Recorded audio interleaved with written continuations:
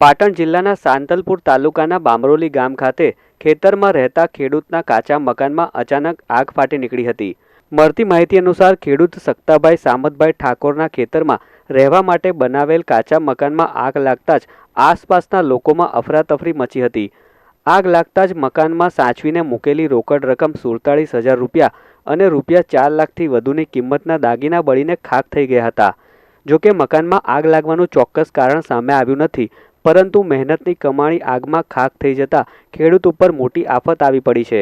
તો બીજી તરફ વહીવટી તંત્ર દ્વારા સર્વે કરાવી સહાય આપવામાં આવે તેવી ખેડૂતે માંગ કરી છે। ગમે તે રીતે પછી આ સોળિયાના દાગીના 4-5 લાખના હતા। પૈસા કેટલા? પૈસા 7,000 સોળિયાના અને 42,000 ઓલા વેચાણ